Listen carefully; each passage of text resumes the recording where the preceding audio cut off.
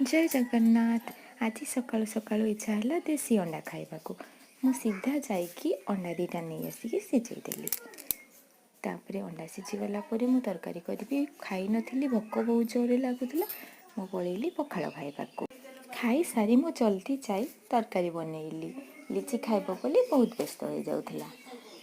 रोषे सरीगला मुझे लिची को खुएली। लिची खाई सारा बापा को भी खाइबा को दे देइथिली। माँ आ मु खाई नी कहीं मोर आज गोटे जगह जीवार था। लिची शुईगला मुझे बैंक रे काम सारी मु जल्दी पलि आसली।